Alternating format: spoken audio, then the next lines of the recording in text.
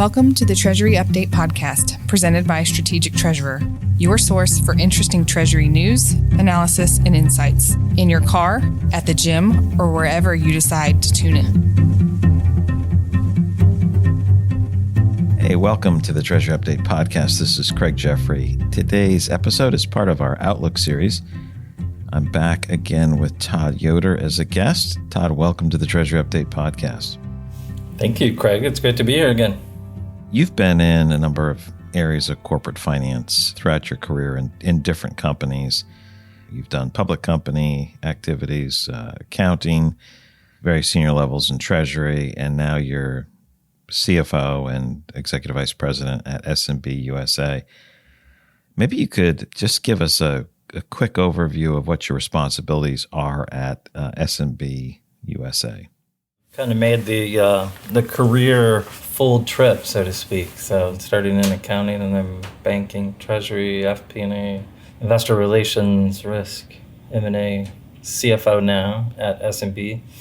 So I have a responsibility for all accounting, consolidations, financial reporting, treasury, tax. S&amp, just for a little background, so the company was founded in 1924, publicly traded. S&amp USA is headquartered in Pittsburgh, Pennsylvania. It's a great city, great people, known for a lot of innovation, robotics, and other great things, a lot of good things happening in the city. Just a little bit more about what it is construction, concession. We have an EV business, so we own a family of companies.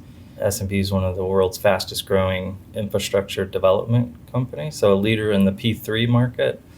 P3 is just public-private partnerships, and so we do infrastructure services, project development, construction, even self-perform construction, and then O&M, which is operate and maintain a lot of these assets following construction. A lot of subject matter experts, so it's an exciting environment, very innovative, and a high-achieving culture.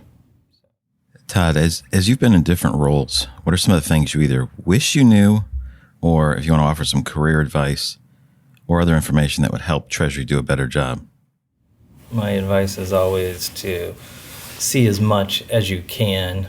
I had a very blessed career early to see so many different areas of corporate finance and work with a lot of different people, different roles, different countries, different cultures. Be curious and get out and get as much of that technical as you can. Maybe even more important than that technical part is the leadership part of it.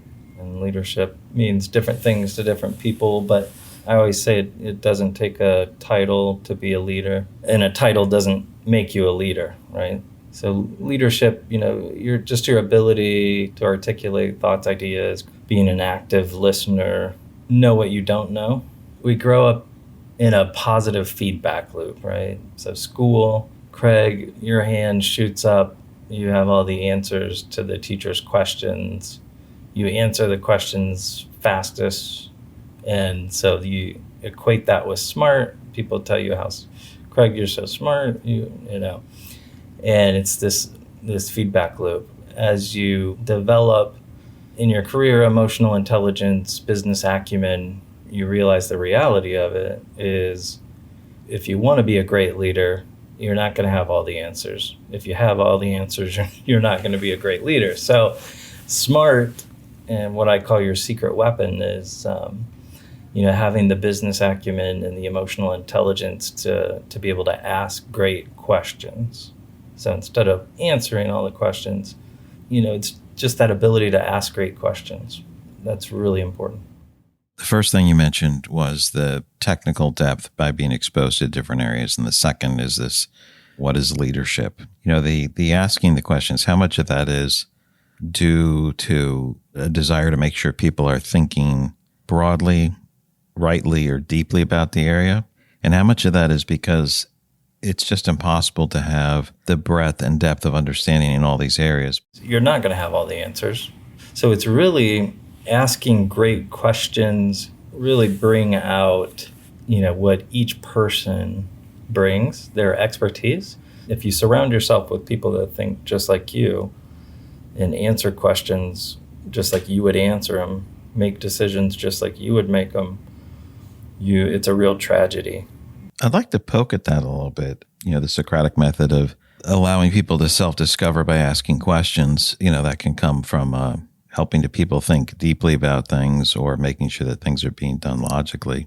Do you balance that? Let's say there's a large project or an acquisition or something where some of the big stones need to be laid out or a structure needs to take place that is, maybe there's some self-discovery about what are the key items that need to be done first, and then you work down to the detail level.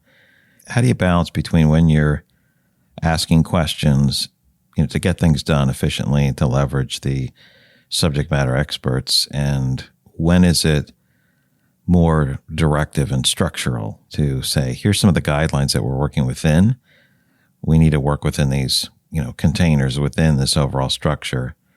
And when might you involve them on the, if you're coming up with what are those, the containers or the broader structure? How do you make a distinction between those two? Because asking the questions can be really slow at times.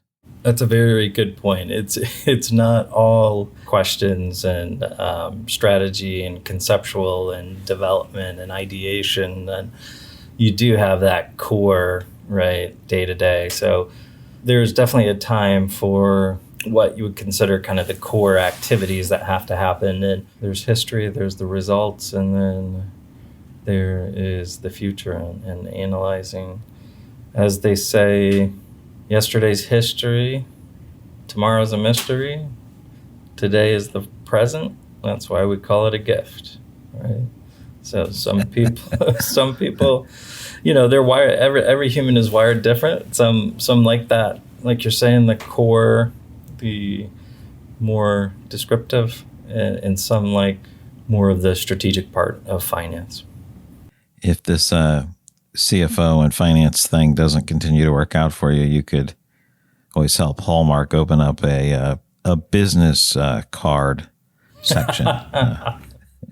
And that's why they call it a gift, right? Yeah, that's a couple things. This is completely off of what we said we were going to talk about, but I did want to get your thinking on this. We have, some people are very linear in their thinking. They take things in order. They move through thoughts and tasks methodically and orderly, single-threaded, sequential, very effective at, certain tasks. And then there's others that are more of the global learners. They need to understand how things fit. Like, what's the purposes? They have to answer the question of why. And I'm asking this because I want to ask how people can communicate better with the CFO. So communicating with the CFO, my advice would be, do you want to think transactional or transformational? Putting together a report to ask yourself, okay, I'm going to deliver this to a FP&A director or a VP, or what would their questions be?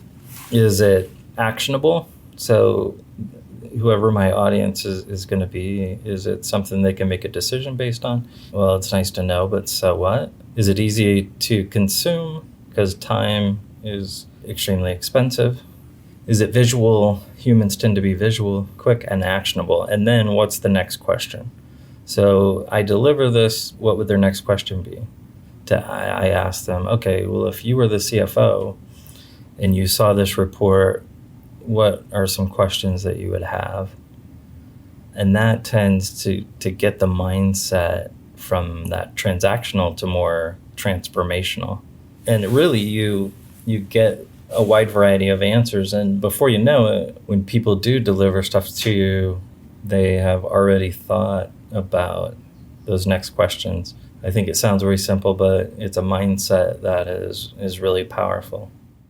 So this is the anticipating the next question, or if you knew what the treasurer, the CFO, or the CEO would ask next, why wait until they ask it? How about address that question first? Is that along the lines of what you're saying?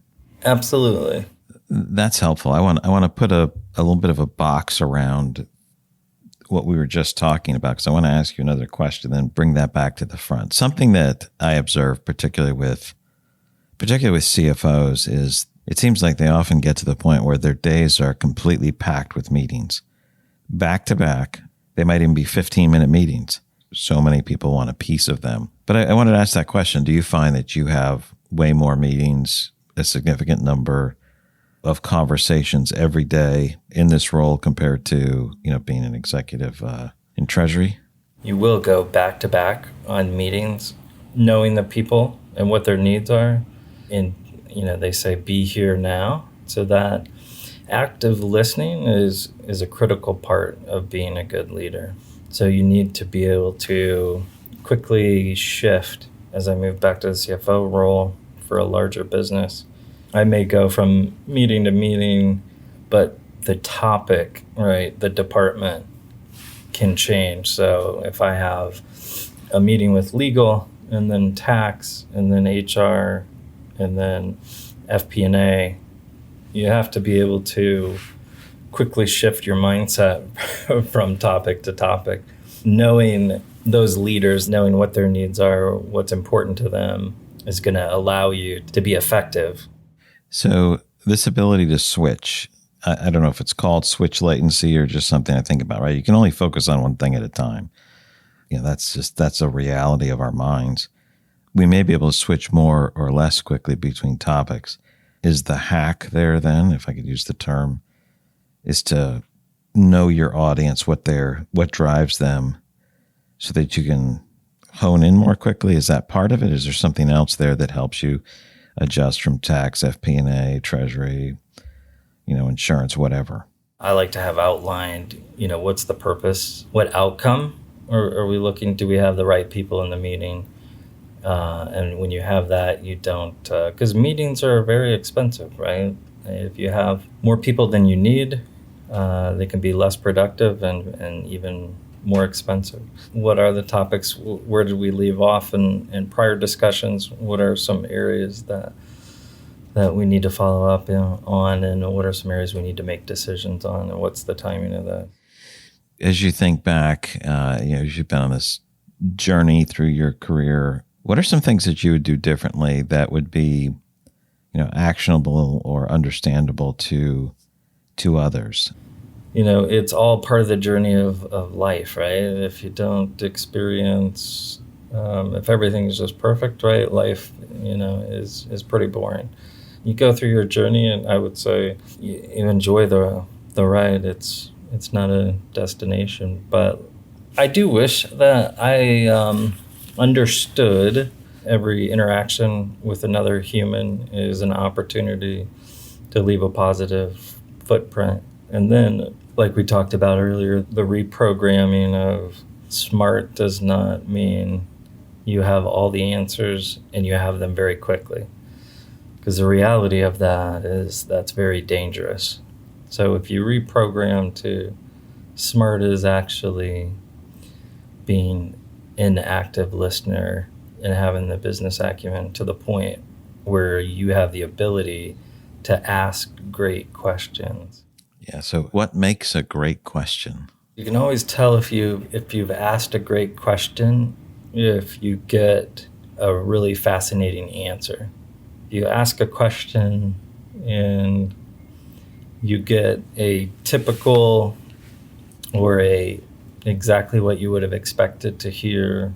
You haven't earned that comfort and that trust with the people in that meeting. If you get an answer that you feel the passion, you feel creativity, you feel innovative thinking, they're comfortable answering with ideas that are not what the group may expect, then you're asking great questions and you've also built that trust.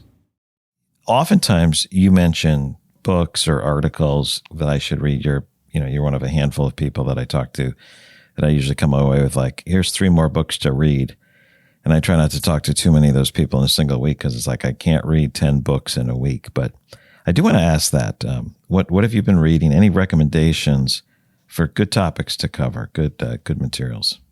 Yeah, I always have to mention my friend Nassim Taleb, right? If you work in finance, risk is so important, understanding risk and the known unknowns and also the unknown unknowns. And I think that's our ability to become great leaders is being able to understand risk and what may occur before it occurs.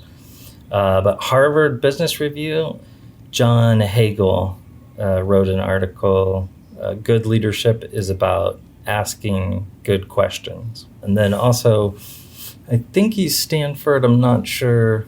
You look up Hal Gregerson. So Hal Gregerson. He has some very, very good stuff on business leadership and risk. So I would, and asking good questions. I think if you search for him, you'll find lots of great material. That sounds like the Todd Yoder trifecta of topics we discussed today. Well, thanks so much, Todd, for joining me on this episode of the Treasury Update podcast. You've reached the end of another episode of the Treasury Update podcast. Be sure to follow Strategic Treasurer on LinkedIn. Just search for Strategic Treasurer.